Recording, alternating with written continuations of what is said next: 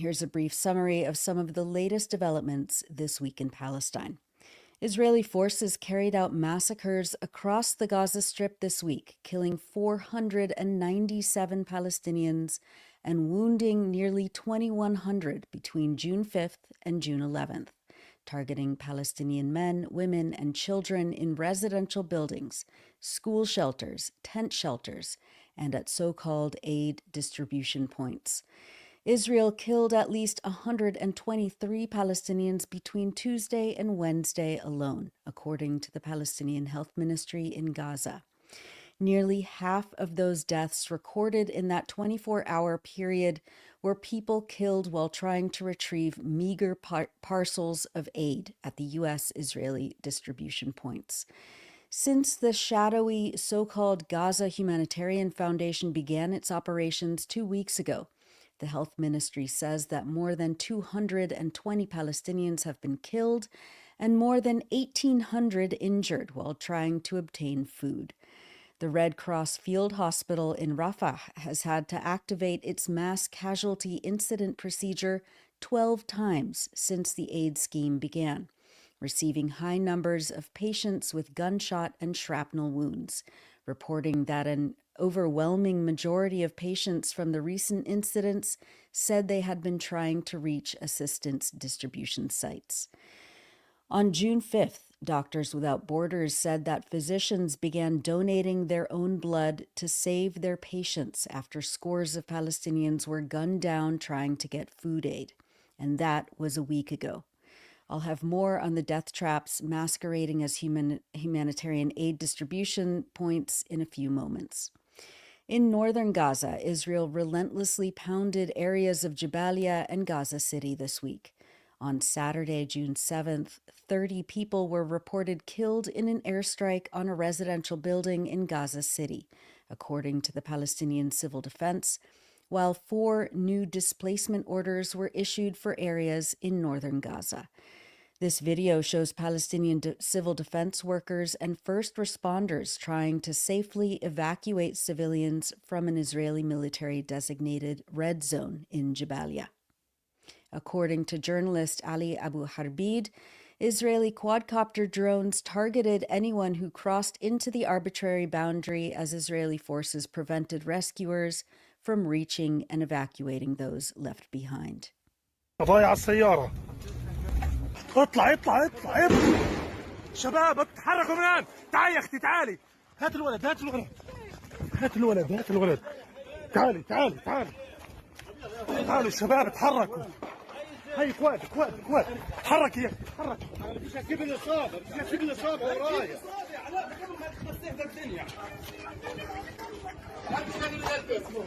تحركوا تعالوا تعالوا مين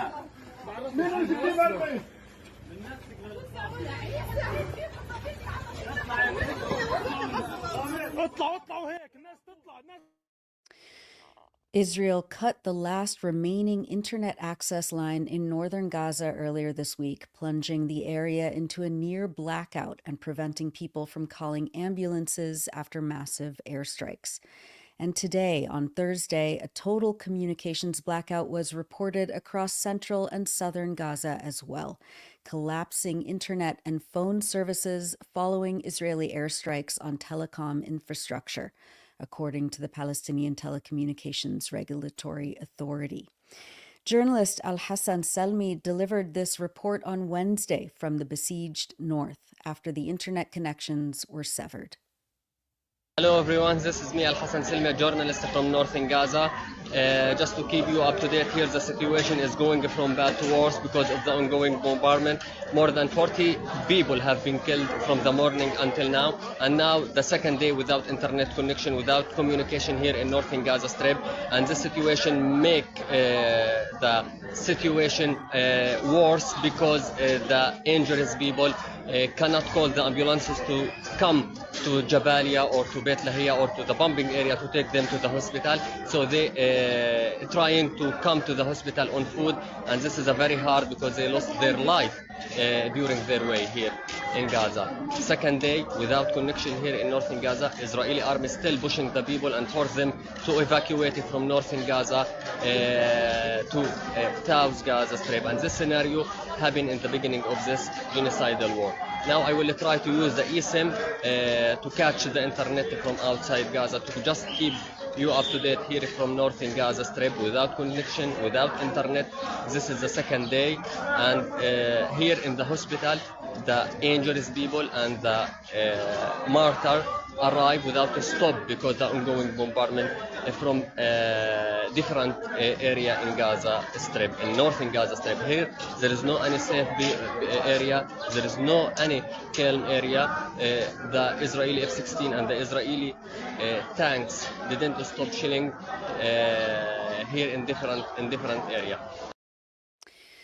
That was journalist Al-Hassan Salmi reporting from northern Gaza. At 3 o'clock in the morning on June 9th, UNICEF spokesperson James Elder, who was in Gaza, recorded himself amidst the sounds of incessant airstrikes, tank fire, and drone attacks.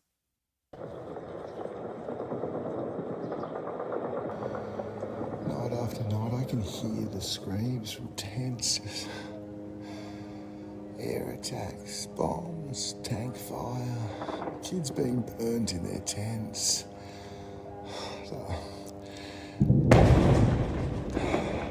God, those kids will get to a hospital, maybe the ones that are horrendously burnt. Limbs blown off there, there'll be no medicines, no painkillers because they're denied entry.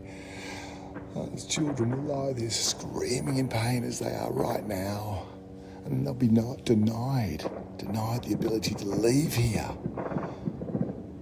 Bombed in their tents, somehow survive, writhing pain, denied painkillers, denied medicines, and then denied a chance of life by living.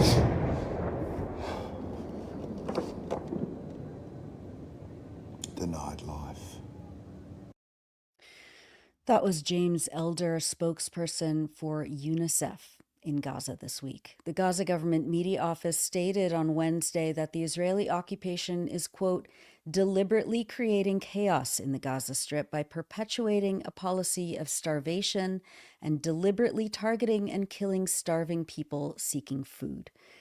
This week, images and accounts by Palestinians who have been injured at these humiliating so-called aid points continued to pour in, directly contradicting the public relations campaign touting the, quote, success of aid distribution by U.S. and Israeli officials, as Israel has prevented actual international aid from entering Gaza for more than 3 consecutive months. The Gaza government media office warned the international community that the Israeli government and its U.S. mercenary partners have turned aid centers into, quote, human slaughterhouses, and demanded that the world act to allow the flow of real aid into Gaza as people starve or risk death by trying to obtain small boxes of food that are wholly inadequate to meet the basic needs of 2 million hungry people, half of them children. Quote, the international community must end its bias, end this moral tragedy, and allow the entry of tens of thousands of trucks belonging to United Nations agencies, which have been working for decades to provide relief to refugees and civilians, and which are efficient and committed to the principles of humanitarian action. Reports from one of the 4 Gaza Humanitarian Foundation points in the Netzarim corridor, a militarized zone south of Gaza City, this week showed Palestinians lining up before dawn only to be told that there was no aid left to distribute. Video captured by Palestinians seeking food at one of the private aid points shows crowds of hungry people running under rapid gunfire. Quote, everything that is happening to us is for flour, one man in the video says. Here's that.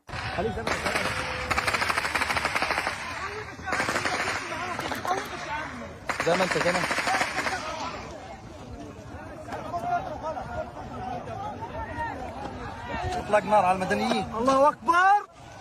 ايش حالك في لبساء؟ بس بدنا نرجع حقنا نرجع. كل اللي بيصير فينا عشان الطحين. يا الله.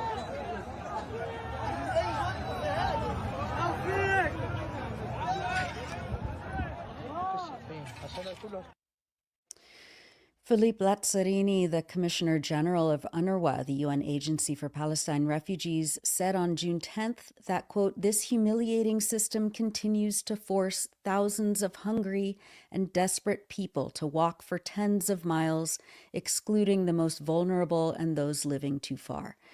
This system does not intend to address hunger. Aid deliveries and distribution must be at scale and safe. In Gaza, this can only be done through the United Nations, including UNRWA. We have the expertise, the knowledge, and community trust.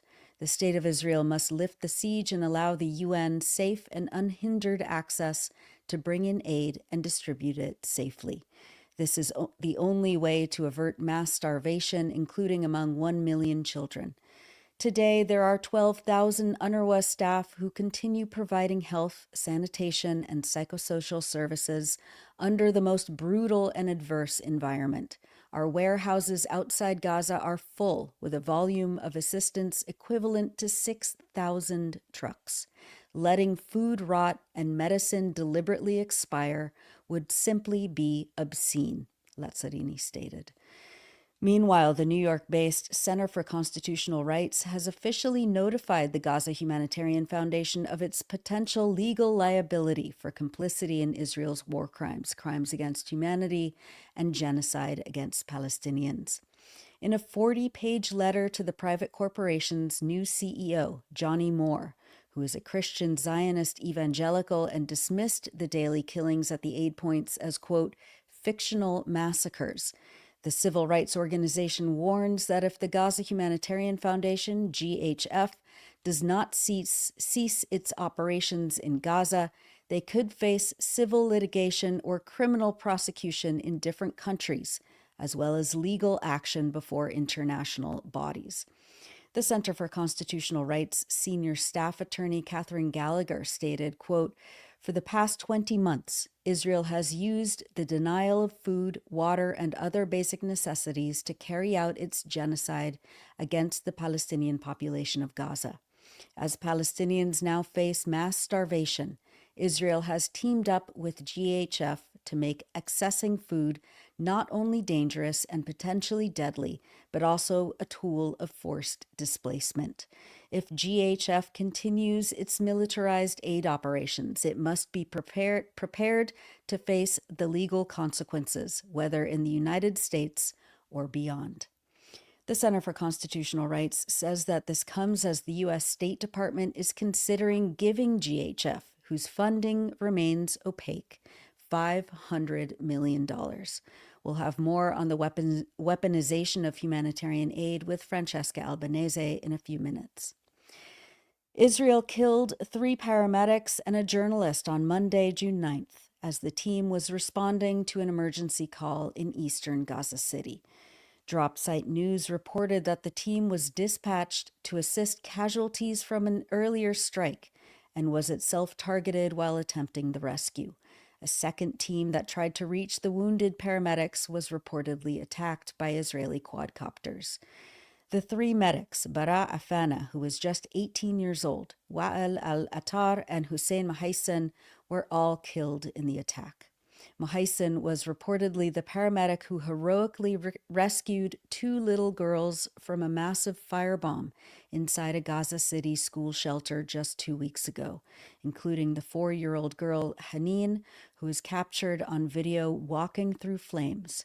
The other girl he rescued, 7-year-old Warid, narrowly escaped the inferno as well. This is a photo of Warid with paramedic Hussein Mahaysan and the journalist Mu'amin Abu Alouf, who reported from the attack and during the rescues. Mu'amin was also killed in Monday's attack along with the paramedics. He was accompanying the team in the same ambulance to document the rescue. In what turned out to be his final message to colleagues, he wrote, "The army is hitting near me. I don't think I have much time left," Dropsite reported. Mu'amin Abu Alouf, who was only 19 when he was murdered in the June 9th attack, was the 227th journalist and media worker to be killed by Israel since October 2023. The Palestinian Civil Defense stated on Wednesday that, quote, while we share the grief and heartbreak of the families of our martyred colleagues and all martyrs of the ambulance and humanitarian services, we affirm the sincerity of these heroes' loyalty and devotion to their humanitarian duty and the noble mission for which they worked. We testify that they did not leave their positions throughout this war, and they continued day and night to fulfill their national and moral duty and serve our people. Journalist Anas Al-Sharif spoke at the funerals of the paramedics and his colleague Mu'amin and posted this video of himself embracing Faris Afana, the father of Bara Afana. Faris is the director of emergency and ambulance services in northern Gaza. Quote, our hearts are broken and our pain is great, wrote Anas Al-Sharif. May God help you, my brother and beloved Abu Hamza Faris Afana. Turning to the catastrophic medical situation and the ongoing attacks on hospitals, the Director General of Gaza's Health Ministry, Dr. Munir al-Bursh, told Al Jazeera on Saturday, June 7th, that, quote, the Israeli occupation is besieging Al-Amal and Nasser hospitals in Khan Yunis, preventing entry and exit, and demolishing the surrounding buildings, a repetition of the northern scenario that began with the destruction of the area around Al-Auda Hospital and Tal al-Zatar, the Indonesian hospital, and Kamal Adwan Hospital, all aimed at forcibly displacing the population. What is happening is the implementation of a premeditated, systematic plan to empty Khan Yunis of its residents. We are witnessing ethnic cleansing broadcast live with no deterrence and no accountability in one of the most documented crimes in history. We only have 3 days of fuel left. The World Health Organization informed us that it cannot deliver the fuel it has in storage, claiming the occupation has designated the storage locations as red zones. The occupation is deliberately working to destroy the entire healthcare system as part of its strategy of control and displacement. We are now nearing the 5th stage of famine, the stage of mass death, and the world watches in silence, sipping its coffee while massacres are carried out in Gaza. Those are the words of Dr. Munir al-Bursh, the Director General of the Health Ministry in Gaza. The ministry warned on June 11th that hospitals are experiencing both severe overcrowding and the near-total depletion of basic medications and essentials. All hospitals in northern Gaza are officially out of service, the health ministry added. Emergency interventions, quote, will be meaningless as health and humanitarian indicators deteriorate to levels and outcomes that are difficult to address. Turning quickly to the occupied West Bank, on Tuesday, June 9th, Israeli forces launched an invasion and mass arrest operation in the old city of Nablus in the north. The United Nations Humanitarian Office says that Israeli soldiers imposed a curfew, conducted house-to-house searches, and reportedly used a school as an interrogation center. At least 20 homes have been searched, with reports of damage to Palestinian property. On Monday in Jenin, the Israeli military announced an imminent plan to demolish nearly 96 structures, most of them residential, in Jenin refugee camp. More than 280 families who stand to be affected had been given 72 hours to retrieve their personal belongings, the UN said. And in Tulkarem, Israeli raids and demolition orders have intensified in the Tulkarem and Nur Shams refugee camps since Friday, June 6th. More than 36 buildings have been demolished so far, according to the UN Agency for Palestine Refugees, with destruction extending beyond the original orders issued at the beginning of the month.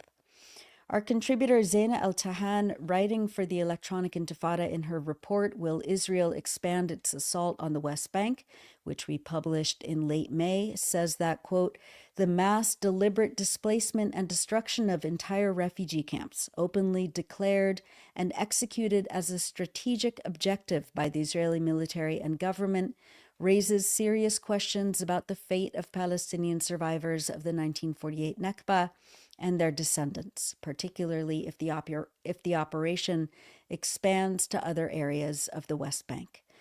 Not only that, it puts into question the next phase for the millions of Palestinians across the entire West Bank, as Israeli forces now station themselves in the heart of Palestinian city centers, which make up so-called Area A, which is nominally under the governance of the Palestinian Authority.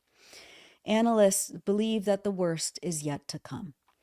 𝐓𝐡𝐞 writes that along with refugee camps in the north, in areas like Jenin, Tulkarem, and Nablus, quote, Israeli forces have intensified their raids on other refugee camps across the West Bank. In the Dheisheh refugee camp in the southern city of Bethlehem, soldiers hung up flyers warning residents against the, quote, heavy price that refugee camps of the northern West Bank have, quote, paid for terror and armed activities. Incursions into Ramallah's refugee camps of Amari and Jalazon have also increased. Besides the refugee camps, Nablus-based political analyst Suleiman Bisharat believes Israel, as a matter of policy, seeks to take over the entire West Bank. Quote, the West Bank is at the core of the aspirations of the Israeli state. That Israel may retreat from its policies in the occupied West Bank is impossible, unless some major global transformations force it to, he said. Israel claims that there is a security rationale for this operation, but that is not the real goal. Their goals are political, imposing Israeli control over the West Bank, as well as ending the issue of 1948 Palestinian refugees, said Bisharat. Those are excerpts from Will Israel Expand Its Assault on the West Bank by Zeina 𝐓𝐡𝐞, writing from Occupied Jerusalem on electronicintifada.net.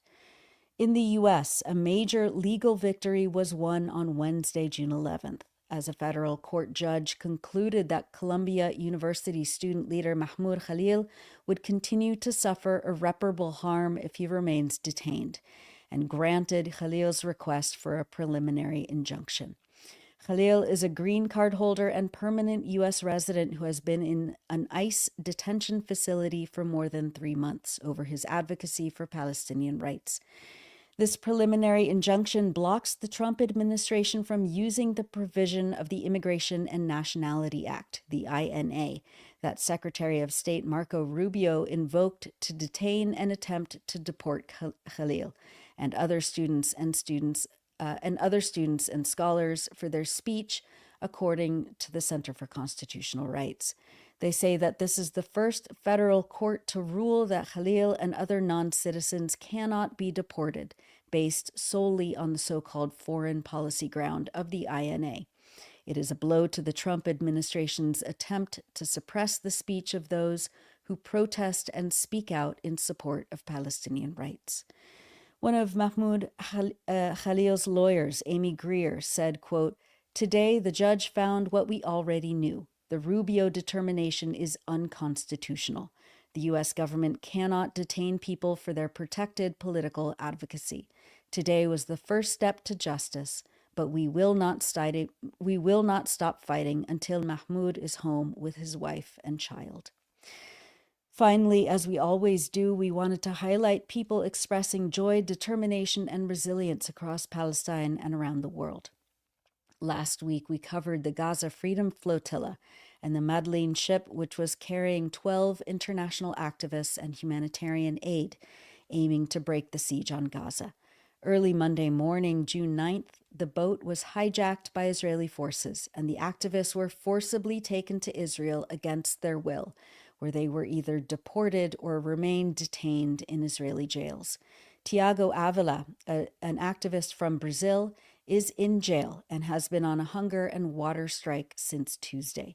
He was subsequently placed in solitary confinement because of it.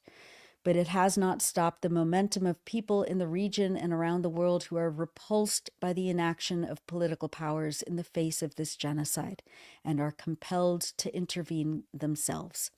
This week, a massive land convoy took off from Morocco, with thousands of people aiming to break the siege. Part of the global march to Gaza, the Samud, or Steadfastness Convoy, is traveling through North Africa and is hoping to reach Rafah this weekend. Unlike governments and societies that have grown used to silence, these participants are taking the long road to affirm Gaza is not alone, the activists say.